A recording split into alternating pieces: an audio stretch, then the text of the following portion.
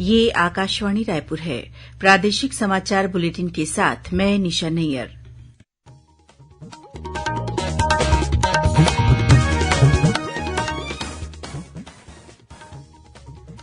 अब पेश है आज के मुख्य समाचार। रेलवे ने छत्तीसगढ़ में ब्रॉडगेज नेटवर्क के विद्युतीकरण का कार्य पूरा कर लिया है। राजीव गांधी किसान न्याय योजना की चौथी किश्त की राशि 25 मार्च तक किसानों के खाते में पहुंचेगी, मुख्यमंत्री ने की घोषणा। भारतीय सेना में जेसीओ तथा ओआर पद पर भर्ती के लिए ऑनलाइन पंजीयन करवाने की कल अंतिम तिथि और कल से 5वां पोषण पखवाड़ा होगा शुरू। प्रदेश सहित देश भर में विभिन्न कार्यक्रम आयोजित किए जाएंगे।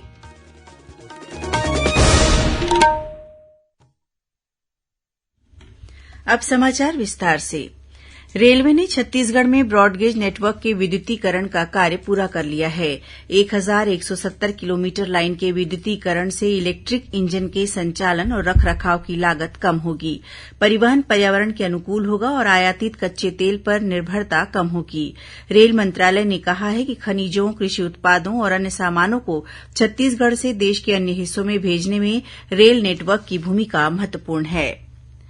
मुख्यमंत्री भूपेश बघेल ने कहा है कि राजीव गांधी किसान न्याय योजना की चौथी किश्त की राशि 25 मार्च तक किसानों के खाते में पहुंच जाएगी। श्री बघेल आज कांकेर जिले के ग्राम करप में आयोजित कोसरिया मरार समाज के महासम्मेलन को संबोधित कर रहे थे। कार्यक्रम में मुख्यमंत्री ने 143 करोड़ 92 लाख रुपए के विभिन्न विकास कार्यों का भूमि पूजन और लोकार्पण किया। वहीं मुख्यमंत्री ने कांकेर जिला अस्पताल में स्थापित एमआरआई मशीन का बटन दबाकर शुभारंभ किया। इसी के साथ कांकेर जिला अस्पताल प्रदेश का पहला जिला अस्पताल बन गया है, जहां एमआरआई जांच की सुविधा उपलब्ध हो गई है। गौरतलब है कि यह एमआरआई मशीन 6 करोड़ 49 लाख रुपए की लागत से स्थापित की गई है। भारतीय सेना में जेसीओ तथा ओआर पद पर भर्ती के लिए इन दिनों ऑनलाइन पंजीयन किया जा रहा है। यह ऑनलाइन पंजीयन ज्वाइन इंडियन आर्मी वेबसाइट पर हो रहा है। पंजीयन कराने के लिए अब सिर्फ एक दिन शेष है। पंजीयन करवाने की अंतिम तारीख कल 20 मार्च है। सेना भर्ती कार्यालय रायपुर के निदेशक कर्नल नरेंद्र प्रसाद सैमल्टी ने बताया कि भर्ती प्रक्रिया में वही उम्मीदवार शामिल हो सकेंगे जिन्होंने अपना पंजीयन करवा लिया होगा। इसके लिए उम्मीदवार के पास आधार कार्ड और 10वीं का प्रमाण पत्र होना जरूरी है।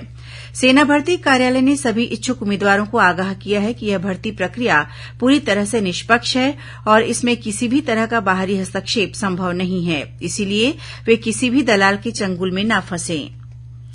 प्रधानमंत्री नरेंद्र मोदी ने आज कहा कि मन की बात के पिछले सभी 98 संस्करणों में जमीनी स्तर पर काम करने वाले लोगों की प्रेरणादायक जीवन यात्रा की चर्चा की गई है। एक ट्वीट में श्री मोदी ने श्रोताओं से इन लोगों और उनके अथक परिश्रम के बारे में जानने की अपील की। मुख्यमंत्री भूपेश बघेल और प्रदेश भाजपा अध्यक्ष अरुण साव आज कांकेर जिले के ग्राम बाबुदबेना में कांकेर लोकसभा क्षेत्र के पूर्व सांसद स्वर्गीय सोहन पोटाई के दशगात्र कार्यक्रम में शामिल हुए। मुख्यमंत्री ने स्वर्गीय पोटाई के छायाचित्र पर पुष्पांजलि अर्पित कर उन्हें श्रद्धांजलि दी। इस मौके पर उन्होंने कहा कि श्री सोहन पोटाई आदिवासियों के बड़े नेता थे। वे आदिवासियों के अधिकार के लिए पूरे जीवन भर लड़ते रहे। वहीं भाजपा अध्यक्ष अरुण साव ने स्वर्गीय पोटाई को श्रद्धांजलि देते हुए कहा कि वे इस क्षेत्र में आदिवासियों की मुखर आवाज थे। उन्होंने सांसद के रूप में कांकेर लोकसभा क्षेत्र के विकास के लिए संसद में आवाज उठाई। स्वर्गीय पोटाई के जाने से आदिवासी समाज ने अपना एक कद्दावर नेता खो दिया है। भारतीय जनता पार्टी ने आगामी विधानसभा चुनाव की तैयारियों के मद्देनजर बूथ सशक्तिकरण महाअभियान शुरू किया है। इसी सिलसिले में मुंगेली जिले के सभी 102 शक्ति केन्द्रों में भाजपा पदाधिकारियों ने कार्यकर्ताओं की बैठक लेकर बूथ सशक्तिकरण के लिए पार्टी द्वारा जारी किए गए 24 तरह के कार्यों की जानकारी दी। बैठक में उपस्थित बूथ अध्यक्षों और प्रत्येक बूथ के 11 प्रमुख कार्यकर्ताओं, महिलाओं और युवा प्रतिनिधियों को इन कार्यों को 10 दिन के भीतर पूरा करने को कहा गया है। भाजपा जिला अध्यक्ष शैलेश पाठक ने बताया कि सभी शक्ति केन्द्रों में भाजपा विस्तारकों द्वारा राष्ट्रपति के अभिभाषण का वाचन किया गया और संगठनात्मक तथा रचनात्मक कार्य के लिए कार्यकर्ताओं को दिशा निर्देश दिए गए। उन्होंने बताया कि जिले की 2 विधानसभाओं के 9 मंडलों में यह कार्य शक्ति केन्द्रों के माध्यम से बूथ तक पहुंचाया जा रहा है। गौरतलब है कि यह अभियान बीते 17 मार्च से शुरू हुआ है, जो आगामी 27 मार्च तक चलेगा। सुकमा जिले में आज 1 लाख रूपये के एक इनामी माओवादी ने पुलिस के समक्ष आत्मसमर्पण कर दिया। मिली जानकारी के मुताबिक पुलिस द्वारा चलाए जा रहे पूना नरकोम अभियान से प्रभावित होकर कोंटा इलाके में सक्रिय जन मिलिशिया कमांडर ने पुलिस अधीक्षक के समक्ष आत्मसमर्पण किया है। यह माओवादी कई आपराधिक गतिविधियों में शामिल रहा है। पुलिस अधीक्षक सुनील शर्मा ने आत्मसमर्पित माओवादी को शासन की पुनर्वास नीति का लाभ दिलाने का आश्वासन दिया है। प्रादेशिक समाचार आप आकाशवाणी रायपुर से सुन रहे हैं। अब आगे बढ़ते हैं बाकी के समाचारों की ओर। कल से 5वां पोषण पखवाड़ा शुरू हो रहा है। केंद्रीय महिला और बाल विकास मंत्रालय के इस आयोजन के दौरान देश भर में विभिन्न कार्यक्रम आयोजित किए जाएंगे। इसका उद्देश्य पोषण के महत्व के बारे में जन आंदोलन और जन भागीदारी के माध्यम से जागरूकता का प्रसार करना और पौष्टिक खानपान की आदतों को बढ़ावा देना है। पोषण अभियान का शुभारंभ प्रधानमंत्री नरेंद्र मोदी ने 8 मार्च 2018 को किया था। इस अभियान ने पोषण के मुद्दे को विचार विमर्श के केंद्र में ला दिया है। इस वर्ष के पोषण पखवाड़े का विषय है सबके लिए पोषण, स्वस्थ भारत की ओर बढ़ते कदम। वर्ष 2023 को अंतर्राष्ट्रीय मोटा अनाज वर्ष घोषित किए जाने के कारण इस वर्ष श्री अन्न को लोकप्रिय बनाने पर विशेष ध्यान दिया जा रहा है। इधर प्रदेश में भी महिला और बाल विकास विभाग द्वारा बच्चों तथा महिलाओं के पोषण और स्वास्थ्य देखभाल संबंधी जागरूकता और आदतों में सुधार लाने के लिए कल से 3 अप्रैल तक पोषण पखवाड़ा मनाया जाएगा।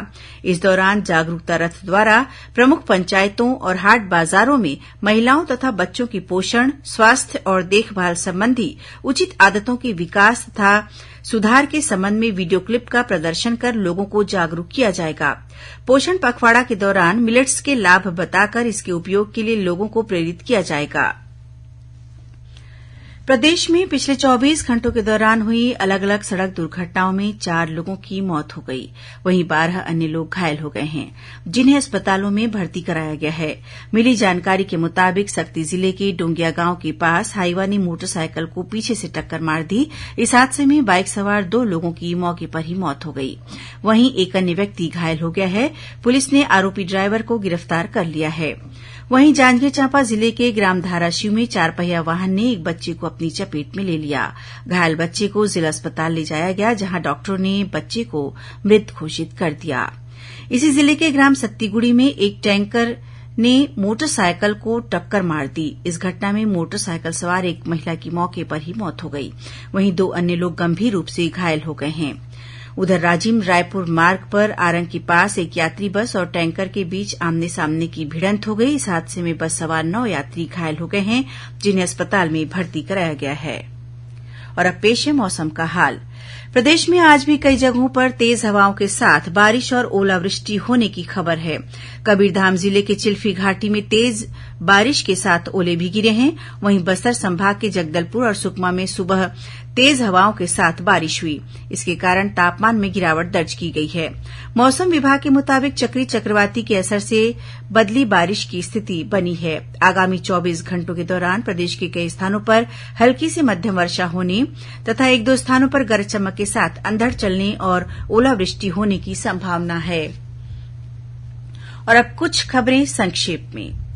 कबीरधाम जिले में अब से कुछ देर बाद 2 दिवसीय भोरमदेव महोत्सव शुरू होगा। महोत्सव के दौरान छत्तीसगढ़ की कला संस्कृति पर आधारित कार्यक्रम प्रस्तुत किए जाएंगे। रायपुर जिले में कल 20 मार्च को आयोजित होने वाला जिला स्तरीय जन समस्या निवारण शिविर अपरिहार्य कारणों से स्थगित हो गया है।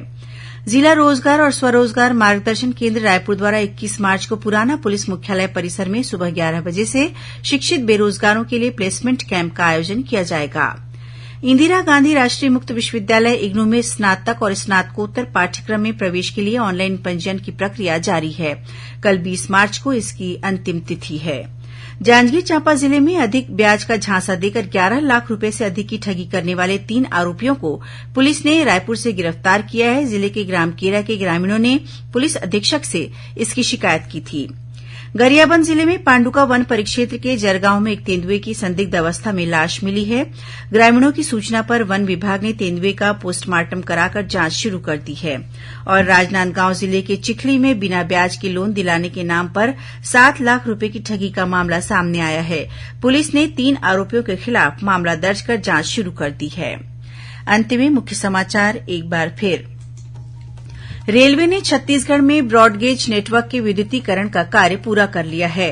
राजीव गांधी किसान न्याय योजना की चौथी किश्त की राशि 25 मार्च तक किसानों के खाते में पहुंचेगी, मुख्यमंत्री ने की घोषणा। भारतीय सेना में जेसीओ तथा ओआर पद पर भर्ती के लिए ऑनलाइन पंजीयन करवाने की कल अंतिम तिथि। और कल से 5वां पोषण पखवाड़ा होगा शुरू। प्रदेश सहित देश भर में विभिन्न कार्यक्रम आयोजित किए जाएंगे। इसी के साथ प्रादेशिक समाचार बुलेटिन समाप्त हुआ। नमस्कार।